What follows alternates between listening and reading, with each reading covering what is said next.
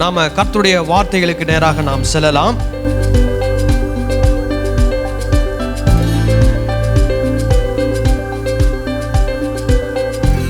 இந்த ஆண்டிலே, புதிய ஆண்டிலே உங்களுக்கு ஒரு வசனம், அது ஒரு வாக்குத்தத்தமாக கொடுக்கப்பட்டது. அதாவது பொதுவாக நாம் வாக்குத்தத்தம் அப்படின்னு சொல்லும்போது புதிய ஏற்பாட்டில் ரெண்டு வாக்குத்தத்தம் தான். புதிய ஏற்பாட்டில் எத்தனை வாக்குத்தத்தம்? 2. அதில் ஆக்சுவலாக ஒன்று 100% நிறைவேறிடுச்சு, இன்னொன்று நிறைவேறிடுச்சு ஆனால் இன்னும் நிறைவேறலை. குழப்பமாக இருக்குதா? சொல்கிறேன். ஒரு வாக்குத்தத்தம் என்னன்னா, இயேசு சொல்கிறாரு, நீங்கள் எருசலேமில் என்ன பண்ணுங்கள்? காத்திருங்கள், அப்பொழுது பரிசுத்த ஆவியை நீங்கள் என்ன பண்ணுவீர்கள்? பெற்றுக்கொள்வீர்கள். இது ஆண்டவர் இயேசு கொடுத்த ஒரு வாக்குத்தத்தம். இப்போ எருசலேமில் சீஷர்கள்லாம் கூடினார்கள். பெந்தேகோஸ்தே என்ற நாள் வந்தபோது பரிசுத்த ஆவினாலே எல்லாரும் என்ன பண்ணப்பட்டார்கள்? நிரப்பப்பட்டார்கள். இன்றைக்கு உள்ள வேத அறிவின்படி ஆண்டவராகிய இயேசு கிறிஸ்துவை கர்த்தர் என்று விசுவாசிக்கிற ஒவ்வொருவருக்குள்ளும் பரிசுத்த ஆவியானவர் என்ன பண்ணுகிறார்? வாசம் பண்ணுகிறார். அல்லேலூயா. இதுதான் வேத போதனை. நீங்கள் இயேசுவை கடவுள் என்று நம்புறீங்களா? உங்களுக்குள்ள யார் இருக்கிறா? பரிசுத்த ஆவியானவர் இருக்கிறார். பரிசுத்த ஆவியானவர் இருக்கிறார் அப்படின்னா வேற யாரும் இருக்கிறா? பிதாவும் இருக்கிறார், குமாரனும் இருக்கிறார். அப்போ இயேசு கிறிஸ்துவை நம்புகிற, கடவுள் என்று ஏற்றுக்கொள்ளுகிற ஒவ்வொருவருக்குள்ளையும் திரியேக தேவன் வாசம் பண்ணி கொண்டிருக்கிறார். ஆமென் சொல்லலாமா? அல்லேலூயா. ஸோ இந்த வாக்குத்தத்தம் என்ன ஆயிடுச்சு? நிறைவேறிச்சு. அதுக்கப்புறம் இயேசு சொல்றாரு, என்னிடத்தில் விசுவாசமாக இருக்கிறவனுக்கு நித்திய ஜீவன் உண்டு என்று மெய்யாகவே நான் உங்களுக்கு சொல்லுகிறேன். புதிய ஏற்பாட்டில் யோவான் சொல்றாரு, நித்திய ஜீவனை அளிப்பேன் என்பதே அவர் நமக்கு கொடுத்த வாக்குத்தத்தம். அல்லேலூயா. கரெக்டா? அந்த வசனம் பைபிளில் தான் இருக்குது, தேடி கண்டுபிடிங்க. என்ன கொடுப்பேன் வாக்கு பண்ணியிருக்கிறாரு? நித்திய ஜீவன். இப்போ உங்களுக்கு நித்திய ஜீவன் இருக்குதா இல்லையா? இப்போ இருக்குது. இதுக்கப்புறம் அது முழுமை அடையுமா? அடையும். அல்லேலூயா. ஸோ இப்போ நாம் நித்திய ஜீவனை பெற்றிருக்கிறோம், தேவ ராஜ்யத்துக்குள்ளே இருக்கிறோம். நாம் இந்த உலகத்திலே கடைசி மூச்சு வரை இயேசுவை தெய்வம் என்று நம்பி வாழ்ந்து மரிப்போமானால் நமக்கு என்ன உண்டு? நித்திய ஜீவன் உண்டு. இல்லைன்னு ஏன் சொன்னேன் அப்படின்னா, சிலர் பாதியில் என்ன பண்ணிடுவாங்க? விட்டுட்டு ஓடிடுவாங்க. எனக்கு யார் வேணாம்? இயேசு வேணான்னு விட்டுட்டு ஓடுவாங்க. இயேசு வேணான்னு விட்டுட்டு ஓடுறவங்களுக்கு என்ன கிடைக்காது? நித்திய ஜீவன் கிடைக்காது. அல்லேலூயா. ஸோ புதிய ஏற்பாட்டில் ஆண்டவருடைய வாக்குத்தத்தம் என்ன அப்படின்னா, நமக்கு பரிசுத்த ஆவியை ஆண்டவர் என்ன பண்ணியிருக்கிறார்? கொடுத்திருக்கிறார். நித்திய ஜீவனை ஆண்டவர் என்ன பண்ணியிருக்கிறார்? கொடுத்திருக்கிறார். ஆமென் சொல்லலாமா? அல்லேலூயா. இது ஏன் வாக்குத்தத்தம் அப்படின்னு சொல்றோம் அப்படின்னா, இது இந்த 2 காரியத்திற்கும் நம்முடைய பிரயாசத்தினால் இதில் இந்த 2 காரியத்தை நாம் என்ன பண்றதில்ல? பெற்றுக்கொள்வதில்லை. அல்லேலூயா. இந்த 2மே தேவனால் கொடுக்கப்படுகிற ஈவு. ஈவுனா என்னது? கிஃப்ட். இப்போ நீங்கள் இந்த சண்டே கிளாஸில் பிள்ளைங்கள்லாம் வந்தாங்க, எல்லாருக்கும் என்ன கொடுத்தோம்? கிஃப்ட் கொடுத்தோம். இப்போ இந்த கிஃப்ட் கொடுக்கும்போது யாராவது பெற்றோர் ஐயா நீங்கள் கொடுத்த கிஃப்ட்டுக்கு இந்தாங்க 500 ரூபான்னு யாராவது கொடுத்தீங்களா? சொல்லுங்க. எங்கள் பிள்ளைங்களுக்கு நீங்கள் கிஃப்ட் கொடுத்துருக்கிறீங்க, அதனால நான் என்ன பண்ணுறேன்? 500 ரூபா கொடுக்குறேன் அப்படின்னு சொல்வீங்களா? சொல்லுங்க. சொல்ல மாட்டீங்க. அப்போது உங்களுக்கு நல்லாவே தெரியுது இது என்னது? கிஃப்ட்டு. இதுக்கு நான் என்ன கொடுக்க வேணாம்? எதையுமே கொடுக்க வேணாம். அல்லேலூயா. அதே மாதிரி தான் பரிசுத்த ஆவியை பெற்றுக்கொள்வதற்கும் நித்திய ஜீவனை பெற்றுக்கொள்வதற்கும் நாம் எதையுமே என்ன பண்ண வேண்டியதில்லை? கொடுக்க வேண்டியதில்லை. ஆண்டவர் அதை நமக்கு எப்படி கொடுத்துருக்கிறார்? இலவசமாய் கொடுத்துருக்கிறார். அதனால தான் அதுக்கு பேர் என்னது? வாக்குத்தத்தம். அல்லேலூயா. பழைய ஏற்பாட்டில் வாக்குத்தத்தம் இருக்கிறது.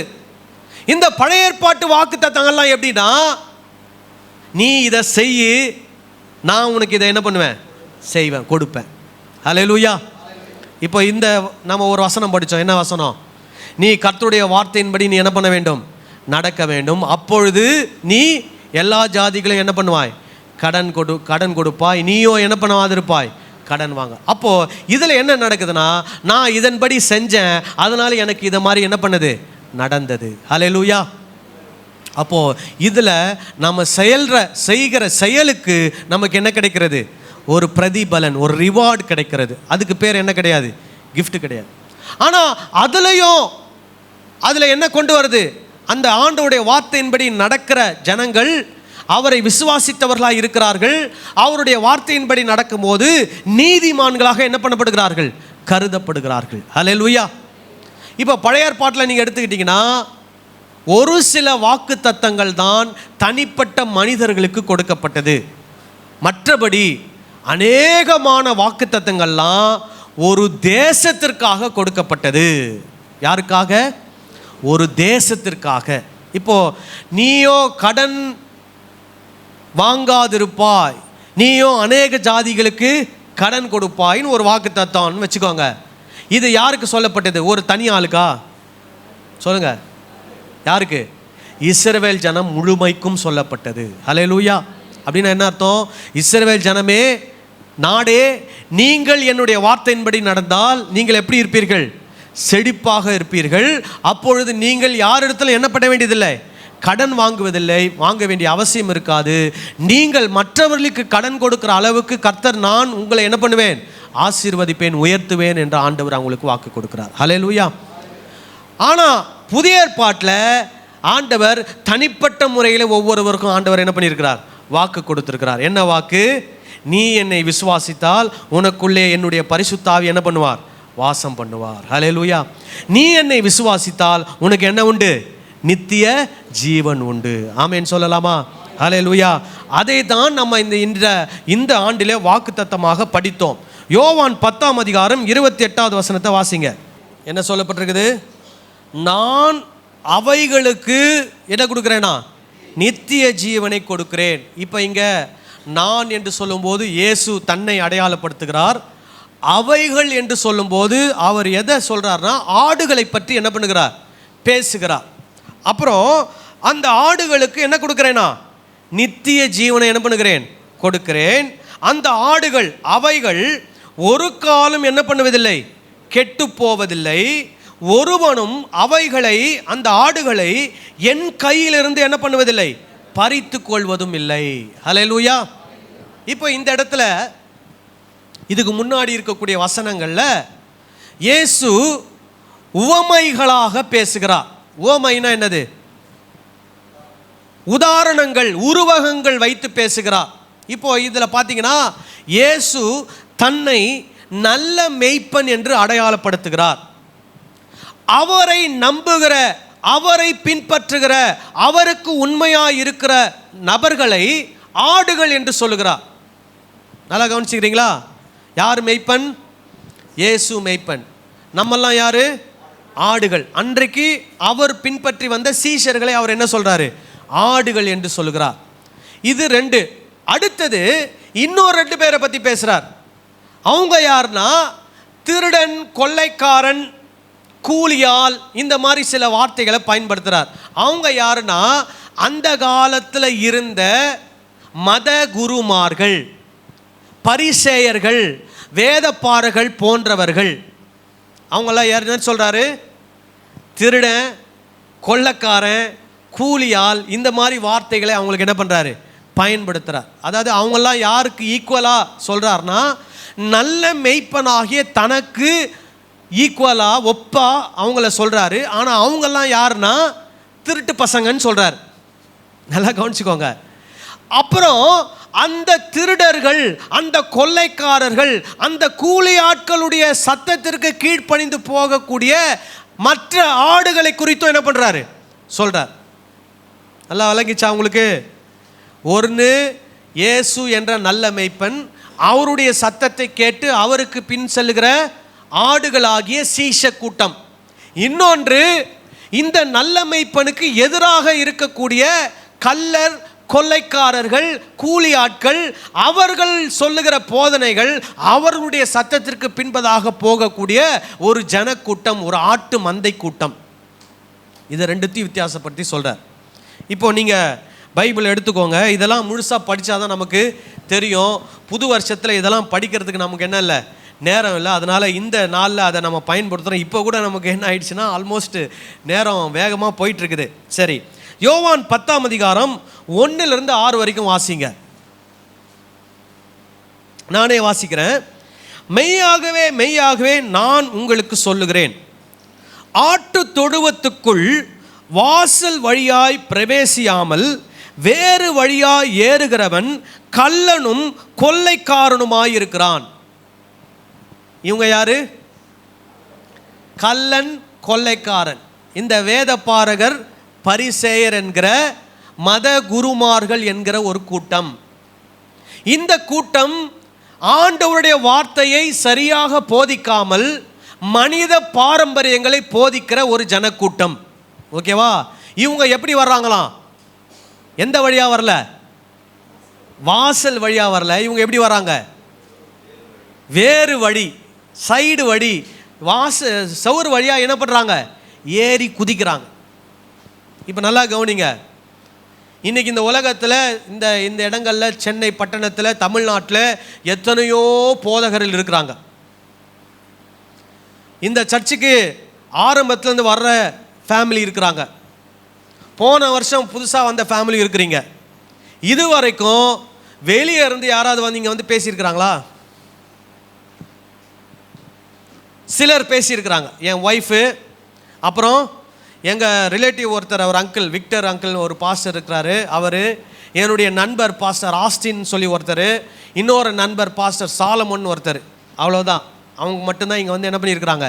பிரசங்கம் பண்ணியிருக்கிறாங்க. வேறு யாரும் இதுக்குள்ளே என்ன பண்ணதில்லை, வந்ததில்லை. இப்போது அந்த 4 பேரை வந்து பிரசங்கம் பண்ணாங்க இல்லையா, அவங்க யாராவது உங்களுக்கு ஃபோன் பண்ணி உங்கள் வீட்டுக்கு வந்திருக்கிறாங்களா? ஏன்னா அவங்க யாரும் என்ன கிடையாது, கள்ளர், கொள்ளைக்காரர்கள் கிடையாது. அவங்க உண்மையான மேய்ப்பர்கள். அதனால் வாசல் வழியாக வந்து இந்த ஸ்டேஜ் மேலே ஏறி நின்று உங்களுக்கு சொல்ல வேண்டிய போதனைகளை அவங்க என்ன பண்ணியிருக்கிறாங்க? சொல்லிட்டு போயிருக்கிறாங்க. ஆனால் இன்றைக்கு நிறைய கள்ளர், கொள்ளைக்காரர்கள், கள்ள போதகர்கள், கள்ள தீர்க்கதரிசிகள் எது வழியாக வராங்க? வாசல் வழியாக வர்றதில்லை. எப்படி வர்றாங்க? வேறு வழியாக வராங்க. எப்படி வராங்க? வேறு வழினா எப்படி? செவரேறி குதிச்சு வராங்க. செவரேறி குதிச்சு, டிவி ஒயர் எங்கேருந்து வருது? வேலை வழியாக வந்து உங்கள் வீட்டு காம்பவுண்டை தாண்டி உங்கள் வீட்டு ஜன்னலுக்குள்ளே வந்து உங்கள் வீட்டுக்குள்ளே டிவிக்குள்ளே என்ன ஆகுது? அந்த ஒயர் வருது. அதன் மூலமாக நிறைய கள்ள போதகர்கள் உங்கள் வீடுகளுக்குள்ளே என்ன பண்ணுறாங்க? வர்றாங்க. என்ன ஆச்சரியமாக இருக்குதா? என்ன பாஸ்டர் இந்த மாதிரிலாம் பேசுகிறாரு? அதுதான் இயேசு சொல்கிறார். ஏன்னா அந்த காலத்தில் இருந்த பரிசேயர், வேதபாரகர் ஆண்டவருடைய கற்பனைகளை மக்களுக்கு கற்றுக் கொடுக்காமல் மனித பாரம்பரியங்களை, மனித போதனைகளை ஜனங்களுக்கு என்ன பண்ணுகிறார்கள்? கற்றுக் கொடுக்கிறார்கள். அப்போ இயேசு வந்து சொல்கிறாரு, அவங்கெல்லாம் செவரேறி குதிச்சு வந்தவங்க, அவங்க கள்ளர், கொள்ளைக்காரர்கள். அவருடைய நோக்கம் எல்லாம் நீங்கள் அல்ல, உங்களுடைய பணம், உங்களுடைய பொருள். திருடுங்களுக்கு எது முக்கியம்? வீட்டில் வந்து ஆளை திருடிட்டு போகிறாங்களா யாராவது? சொல்லுங்க. வீட்டுக்குள்ளே ஆள் வர்றதே எப்போ வருவான்? திருடுறதுக்கு ஆள் இல்லாத டைம் தான் வருவான். அவனுடைய நோக்கம் யார் கிடையாது? மனுஷர்கள் கிடையாது. என்ன அது? பொருட்கள். இப்போ இயேசு பாருங்க, அவருடைய கம்பேரிசன். இப்போ நான் உங்களுக்கு ஒரு சின்ன ஒரு பொடி தான் போட்டிருக்கிறேன். இப்போ இதை தொடர்ந்து வாசிக்கும் போது அந்த அந்த சிந்தனை ஓட்டத்திலேயே இதை நீங்கள் கவனிக்கணும். அப்போ தான் உங்களுக்கு இது என்ன பண்ணும்? புரியும். விளங்குதா? இப்போ தொடர்ந்து வாசிக்கிற, கள்ளனும் கொள்ளைக்காரனுமாயிருக்கிறான், வாசல் வழியாய் பிரவேசிக்கிறவனோ ஆடுகளின் மெய்ப்பனாயிருக்கிறான். வாசல் வழியாய் பிரவேசிக்கிறவன் யாரு? ஆடுகளின் மெய்ப்பன். ஹல்லேலூயா. இப்போ நான் உங்கள் வீட்டுக்கு வர்றதா தான் எப்படி வருவேன்? வாசல் வழியாக தைரியமாக உங்கள் வீட்டுக்கு என்ன பண்ணுவேன்? வருவேன். ஹல்லேலூயா. சரி, அப்புறம் இங்கே மெய்ப்பன் யாரு? இயேசு. அப்போ இயேசு என்ன சொல்கிறாரு? நான் என் மந்தையை சந்திக்க வேண்டுமானால் நான் என்ன பண்ணுவேன்? வாசல் வழியாக தைரியமாக என்ன பண்ணுவேன்? வருவேன். அப்புறம் வாசலை காக்கிறவன் அவனுக்கு திறக்கிறான், ஆடுகளும் அவன் சத்தத்துக்கு செவி கொடுக்கிறது. அவன் தன்னுடைய ஆடுகளை பெயர் சொல்லி கூப்பிட்டு அவைகளை வெளியே நடத்தி கொண்டு போகிறான். அவன் தன்னுடைய ஆடுகளை வெளியே விட்ட பின்பு அவைகளுக்கு முன்பாக நடந்து போகிறான். ஆடுகள் அவன் சத்தத்தை அறிந்திருக்கிறபடியினால் அவனுக்கு பின் செல்லுகிறது. அல்லேலூயா. இப்போ நமக்கு இந்த இடத்துல உண்மையான மேய்ப்பன் யாரு? இயேசு. அல்லேலூயா. நீங்கள்லாம் இயேசுனுடைய சத்தத்தை கேட்குறீங்களா, அல்லது பரிசேயர் வேதபாரகர் போன்ற கள்ளர் கொள்ளைக்காரருடைய சத்தத்தை கேட்டுக்கொண்டிருக்கிறீர்களா? உண்மையா? ஏன்னா இன்னைக்கு இயேசு கிறிஸ்துவனுடைய சத்தத்தை கேட்கக்கூடாதபடிக்கு மற்றவர்கள் தங்கள் சத்தங்களை என்ன பண்ணி கொண்டிருக்கிறார்கள்? அதிகமாக உயர்த்தி உங்களுடைய வீடுகளுக்குள் வந்து அதை ஒலித்து கொண்டிருக்கிறார்கள். கூட்டங்களை போட்டு எங்க பண்ணியிருக்கிறாங்க? ஒலித்து கொண்டிருக்கிறார்கள். வர்ஷிப்பு, 12 hours வர்ஷிப்பு, 40 days ஃபாஸ்டிங் ப்ரேயரு, அந்த ப்ரேயர் இந்த ப்ரேயர், எழுப்புதல் கூட்டம், ஆசீர்வாத கூட்டம், வாக்குத்தத்த கூட்டம், இப்படின்னு சொல்லி என்ன பண்ணி கொண்டிருக்கிறார்கள்? அவர்கள் தங்கள் சத்தங்களை ஒலிக்க பண்ணி கொண்டிருக்கிறார்கள்.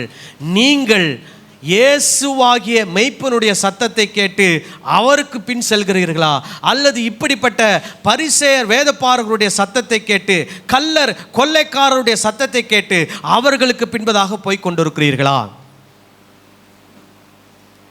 யோசிக்கணும். அடுத்தது பாருங்க, இந்த இயேசு என்ன பண்றாராம்? பெயர் சொல்லி ஒருவரையும் என்ன பண்றாராம்? கூப்பிடுறார். இப்போ நீங்கள் டிவியில் வர பிரசங்க யாருக்கு உங்கள் பேரை தெரியுமா? எனக்கு உங்கள் பேர் தெரியுமா?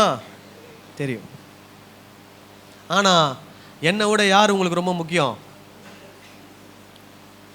யாரு? இயேசு தான் முக்கியம். ஹல்லேலூயா. அதே நேரத்தில் சிலருக்கு என்னை விட டிவியில் வர ஊழியக்காரர் தான் அவங்களுக்கு யாராக போயிடுவாங்க? ரொம்ப முக்கியமாக போயிடுவாங்க. ஒரு பெரிய பிரபலமான ஊழியக்காரர் அவர் வந்து தலையில் கை வச்சு ஜோம் பண்ணுவோம், நமக்கு என்ன ஆயிடுது சொல்லுங்க? ரொம்ப குஷி ஆயிடுது.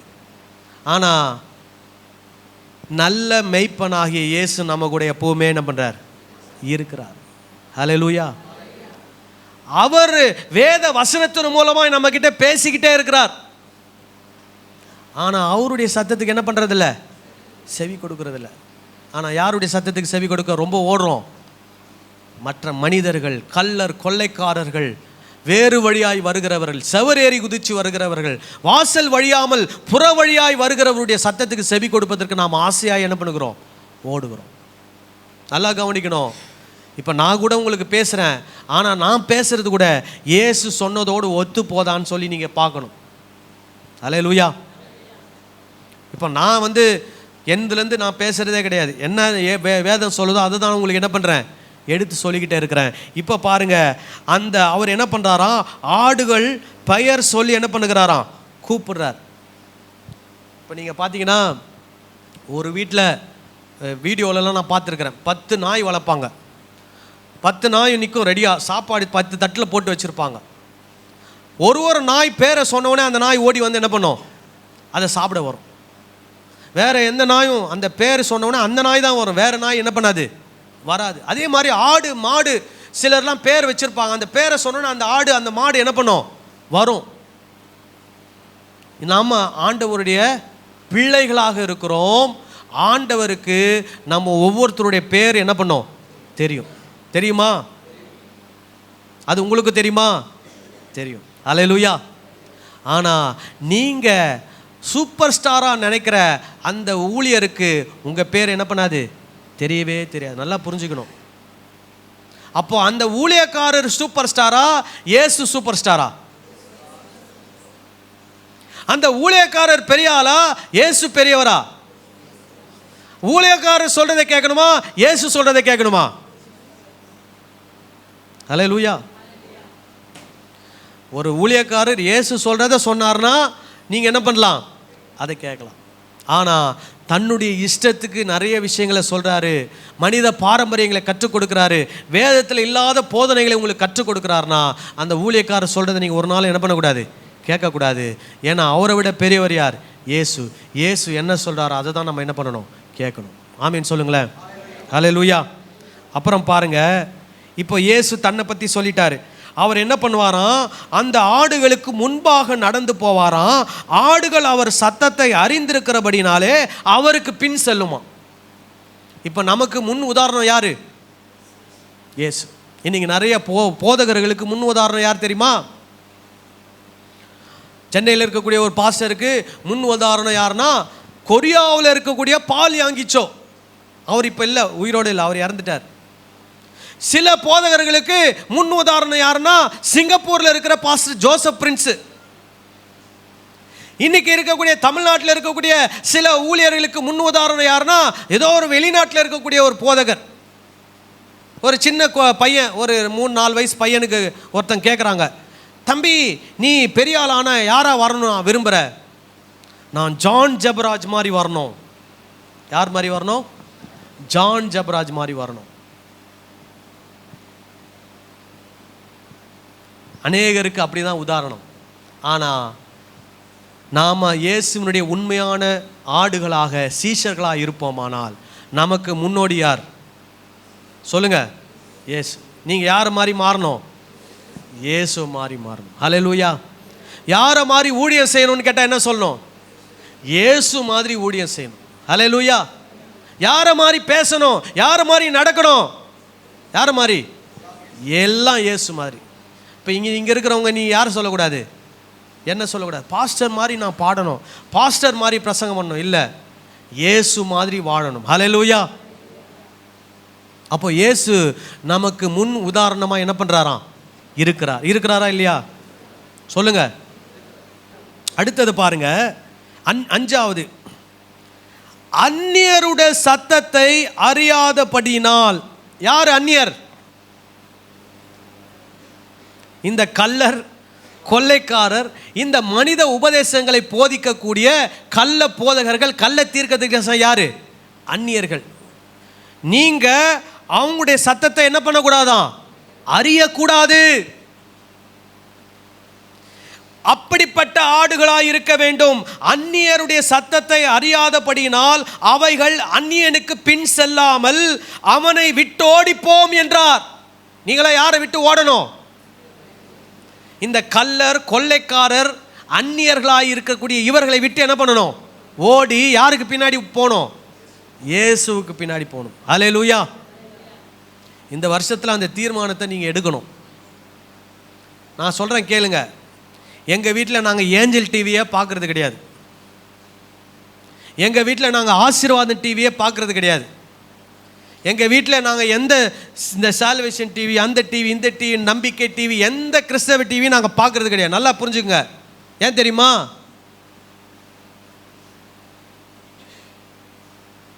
எல்லாம் ஒரு மாதிரி பார்க்குறீங்க.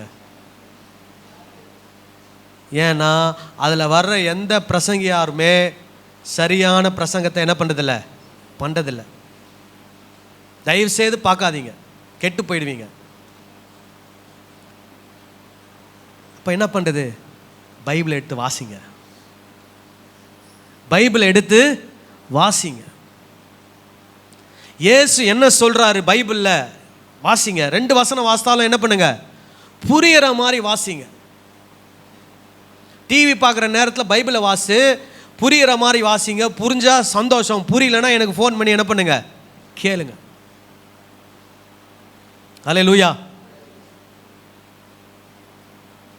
நீங்கள் எந்த அளவுக்கு பைபிள் அதிகமாக வாசிக்கிறீங்களோ அந்த அளவுக்கு என்ன ஆவீங்க? தெளிவாவீங்க. நிறைய பேர் பைபிளே வாசிக்கிறது இல்லை. எதை பார்க்குறது? உட்காந்து டிவியை பார்க்குறது, யாரோ பண்ணுற பிரசங்கங்களை உட்காந்து என்ன பண்ணிகிட்டு இருக்கிறது? கேட்டுக்கிட்டு இருக்குது. இப்போ நான் 100% எல்லாரும் தப்பாக பேசுகிறாங்கன்னு நான் சொல்லலை. 90% எல்லாரும் என்ன பண்ணுறாங்க? தப்பாக தான் பேசுகிறாங்க. அதை மட்டும் நான் தெளிவாக என்ன பண்ண முடியும்? சொல்ல முடியும். ஆனால் அந்த 90% தப்பாக பேசுகிறாங்களா இல்லையான்னு உங்களால் எப்படி கண்டுபிடிக்க முடியும்? எப்படி கண்டுபிடிக்க முடியும்? வேதத்தை உங்களுக்கு புரிஞ்சிருந்தால் தான் நீங்கள் அதை என்ன பண்ண முடியும்? கண்டுபிடிக்க முடியும்.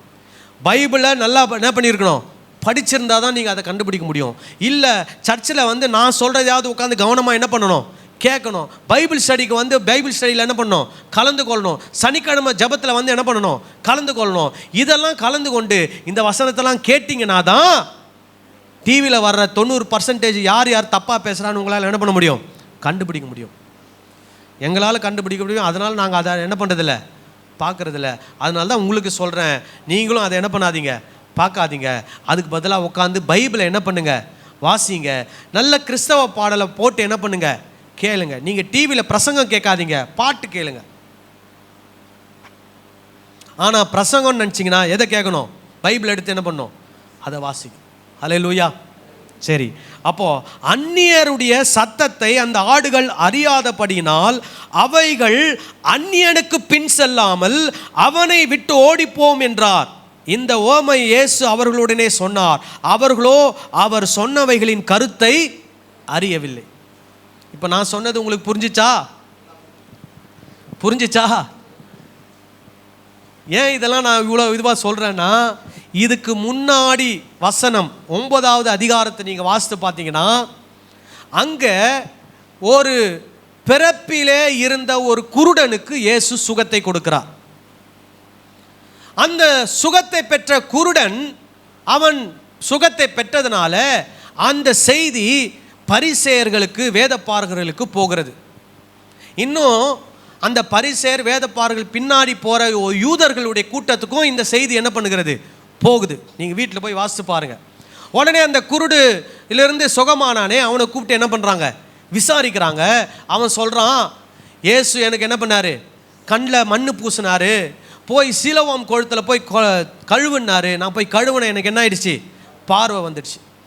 இது அவங்களால என்ன பண்ண முடியல, நம்ப முடியல. இன்னொரு பக்கம் கோபம். என்ன கோபம்னா, அவர் பண்ண அற்புதம், அந்த ஓய்வு நாளில் அந்த அற்புதத்தை என்ன பண்ணார், செய்தார்.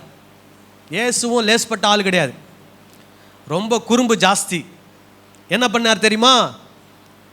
மண்ணில் துப்பி அதை குழைச்சி அந்த அந்த குழை அந்த அந்த நம்ம அந்த அதுக்கு என்ன சொல்லுவாங்க, அந்த சேரை எடுத்து அவன் கண்ணில் என்ன பண்ணியிருக்கிறாரு, பூசி இருக்கிறார். இப்போ இதை ஓய்வு நாளில் செய்யக்கூடாது. எதை செய்யக்கூடாது? மண்ணில் தண்ணியை ஊற்றி குழப்பக்கூடாது. ஏன்னா அது எதுக்கு சமமா? வேலை செய்யறதுக்கு சமம், ஏர் உழுகிறதுக்கு சமம். எதில்? விரல்ல மண்ணில் சேர் உண்டாக்குறது. அப்போ இவர் அதை பண்ணி வேணும்னு பண்ணாரா இல்லையா? அது சொல்லுங்க. ஐயா சிரிக்கிறார். இப்போ தான் புரியுது ஐயாவுக்கு. இயேசு சாதாரண ஆள் இல்லை, பயங்கரமான குறும்புக்காரரு. அவனுங்களை என்ன பண்ணுறாரு, சீன்றார், நோன்றார். ஏன்? அவங்களுக்கு கற்றுக் கொடுக்குறாரு. என்ன கற்றுக் கொடுக்குறாரு? ஓய்வு நாள் ரெஸ்ட் எடுக்கிறதுக்கு தான் என்ன பண்ண ஆண்டவர் கொடுத்தாரு. நீ அதை வச்சு என்ன பண்ணியிருக்கிற, மனித பாரம்பரியங்களே உருவாக்கி வச்சிருக்கிற. அது பெருசு கிடையாது. ஆண்டவர் ஒரு மகனுக்கு என்ன பண்ண போகிறாரு, அற்புத சுகத்தை கொடுக்க போகிறாருன்னு சொல்லி என்ன பண்ணுறாரு, ஒரு சேரை உண்டாக்கி அந்த குருடன் கண்ணில் பூசி அவனை நடக்க சொல்கிறாரு. ஓய்வு நாளில் என்ன பண்ணக்கூடாது, நடக்கக்கூடாது. இதுவும் அடுத்தது என்னது, அடுத்தது ஓய்வு நாளில் இவ்வளோ தூரம் தான் நடக்கணும்னு ஒரு அளவு இருக்குது. ஒருவேளை இந்த சீலோவாம் குளம் ரொம்ப தூரம் இருந்திருக்கும். இவனை என்ன பண்ண சொல்கிறாரு, நீ அந்த சீலோவாம் குளத்தில் போய் என்ன பண்ணு, கண்ணை கழுவுன்றார். உடனே அந்த குருடன் என்ன பண்ணுறான், போகிறான். கூட யாராவது கூப்பிட்டு போயிருப்பான். போய் அங்கே தண்ணியை மொண்டு என்ன பண்ணுறான், கண்ணில் கழுவுறான். கண் என்ன ஆகுது, திறக்குது. இவன் வந்து பாதியில் குருடானவன் கிடையாது, பிறவிலேயே குருடன். இப்போ நீங்கள் டெக்னாலஜி பயங்கரமாக இம்ப்ரூவ் ஆகிருக்குது இப்போ இருக்கிற சூழ்நிலையில். ஒன்றே ஒன்று தான் பண்ணலை, மூளையை மட்டும்தான் டிரான்ஸ்பிளான்ட் பண்ணாமல் இருக்கிறாங்க. மீதி எல்லாமே என்ன பண்ணுறாங்க, டிரான்ஸ்பிளான்ட் பண்ணுறாங்க. இப்போ புதுசாக இன்னொரு டெக்னாலஜி வந்துடுச்சு. கிட்னி அவுட் ஆச்சுன்னா புது கிட்னி என்ன பண்ணுவாங்க, உங்களுக்கு செயற்கையாகவே உருவாக்கி என்ன பண்ணிடுவாங்க, வச்சிருவாங்க. உங்கள் ஹார்ட்டில் பிரச்சனை வந்ததுன்னா செயற்கையாகவே உங்களுக்கு ஹார்ட் உருவாக்கி உங்களுக்கே உங்கள் உடம்புக்கு செட் ஆகிற ஹார்ட்டே என்ன பண்ணுவாங்க, பிரிண்டரில் ரெடி பண்ணுற மாதிரி ரெடி பண்ணி என்ன பண்ணுவாங்க, உங்களுக்கு வச்சுருவாங்க. ஸோ இன்னும் கொஞ்ச நாள் போச்சுன்னா மனிதன் 150 வருஷம் 200 வருஷம் வரைக்கும் என்ன பண்ண முடியுமா, வாழ முடிகிற அளவுக்கு டெக்னாலஜி என்ன பண்ண போகிறாங்களாம், உருவாக்க போகிறாங்க. சரி, ஆனால் இப்போ இருக்கிற டெக்னாலஜிலேயே பிறவியாக இருக்க குருடனுக்கு என்ன பண்ண முடியாது, பார்வை கொடுக்க முடியாது. அப்படி ஒருத்தரால் கொடுக்க முடியும்னா அவர் யாராக இருக்கணும், அவர் இயேசுவாக இருக்கணும், அவர் கடவுளாக இருக்கணும். அல்லேலூயா.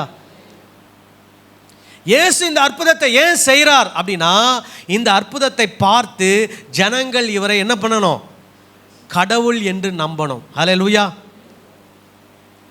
அவங்கள பொறுத்த வரைக்கும் மேசியா, இவரை பொறுத்த வரைக்கும் கடவுள். ஸோ அவங்களும் மேசியாவாகவும் நம்ப வேண்டும், இவரை கடவுளாகவும் என்ன பண்ண வேண்டும்? நம்ப வேண்டும். ஆனால் இவரை கடவுள் அவங்களால என்ன பண்ண முடியல?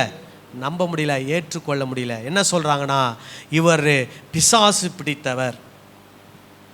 இவர் யார்? பிசாசு பிடித்தவர் சொல்கிறாங்க. இப்போது நல்லா கவனிங்க. இப்போ நான் இங்கே பண்ணிகிட்டு இருக்கிறேன் பார்த்தீங்களா, இதை ஒருத்தர் வெளியே இருக்கிற போதர் கேட்டால் என்ன சொல்லுவார்? என்ன ஏஞ்சல் டிவியை பார்க்கக்கூடாதுன்றாரு, இவரெல்லாம் ஒரு ஊழியக்காரரா? பிளஸ்ஸிங் டிவியை பார்க்காதன்றாரு, இவரெல்லாம் ஒரு ஊழியக்காரரா? இவர் உண்மையாகவே இவர் என்ன கிடையாது? ஊழியக்காரர். இவர் பிசாசுலேருந்து என்ன பண்ணுறாரு? பேசுகிறார். அப்படி தான் சொல்லுவாங்க. ஏன்னா இயேசுவே என்ன தான் சொன்னாங்க? நீங்கள் முன்னாடி அதிகாரம் வாசித்து பாருங்கள், 9வது அதிகாரம் வாசித்து பாருங்கள். ஏன்னா இப்போ டைம் நமக்கு ரொம்ப கம்மியாக இருக்குது, இப்போயே ஆகிப்போச்சு ரொம்ப டைம். அதனால தான் இந்த உவமைகளை அவங்களுக்கு என்ன பண்ணுறாரு? சொல்கிறார். ஏன்னா அந்த காலத்தில் இருந்து இவர் அற்புதம் செஞ்சதுனால அந்த குருடன் இவரை கடவுள் என்று நம்புகிறான். ஆனால் அதை பார்க்கிற வேதபாரகர், பரிசேயர், மற்ற யூதர்கள் இவரை என்ன பண்ண மாட்டேன்றாங்க? நம்ப மாட்டேன்றாங்க. அவங்க யாரை தான் நம்புகிறாங்க? அந்த போதகர்கள், மத குருமார்களை தான் நம்பி அவருடைய சத்தத்துக்கு செவி கொடுத்து அவர்களுக்கு பின்பதாக போகிறார்கள். அவர்களோடு கூட சேர்ந்து இயேசுவை கல் எறிந்து கொள்வதற்கு என்ன பண்ணுகிறார்கள்? முயற்சி பண்ணுகிறார்கள். அதனால தான் இயேசு இந்த ஓமையை சொல்கிறார். நேரடியாக சொல்லலை. என்ன சொல்கிறாரு? நான் தான் நல்ல மேய்ப்பன், நான் நேர் வழியாக வர்ற ஆள். கொள்ளக்காரெலாம் எப்படி வருவான்? செவர் வழியாக ஏறி குச்சி வருவான். அதனால் அவன் சத்தத்துக்கு நீ என்ன பண்ணாத? செவி கொடுக்காத. யார் சத்தத்துக்கு செவி கொடு? என்னுடைய சத்தத்துக்கு செவி கொடு அப்படின்றார். அல்லேலூயா. ஸோ இன்னைக்கு இதோட நம்ம நிறுத்துவோம், டைம் ஆகி போச்சு. 1லேருந்து 6 வரைக்கும் பார்த்துருக்குறோம். இதில் கள்ளன், கொள்ளைக்காரன், அந்நியன் இவர்களுடைய சத்தத்திற்கு இயேசுவை பின்பற்றி செல்கிற ஆடுகளாகிய நாம் என்ன பண்ணக்கூடாது? செவி சாய்க்கக்கூடாது. அவங்களுக்கு நம்ம பேர் கூட தெரியாது. ஆனா நம்முடைய நல்ல மேய்ப்பன், நமக்காக ஜீவனை கொடுத்த மேய்ப்பனுக்கு நம்முடைய பேரு தெரியும். அவருடைய சத்தத்தை நல்லா கேட்டு, அவருடைய சத்தத்தை கேட்டு அவருக்கு பின்னாடி என்ன பண்ண வேண்டும்? செல்ல வேண்டும். ஆமீன் சொல்லலாமா? இந்த புது வருஷத்துல இயேசு சத்தத்தை மட்டும்தான் நான் கேட்பேன் அப்படின்னு ஒரு தீர்மானம் எடுக்கலாமா? கள்ளன், கொள்ளைக்காரன், அந்நியருடைய சத்தத்துக்கு என்ன பண்ணக்கூடாது? செவி கொடுக்க கூடாது. அவர்கள் சத்தத்தை கேட்டு அவர்களுக்கு பின்னாடி என்ன பண்ணக்கூடாது? போகக்கூடாது. இயேசுடைய சத்தத்தை கேட்கிறவளாய், இயேசுவுக்கு பின் செல்கிறவளாய் இருக்க வேண்டும். ஆமென் சொல்லுங்களேன். அல்லேலூயா. நாமெல்லாம் எழுந்து நிற்போம், எல்லாரும் நாம் ஜெபம் செய்யலாம்.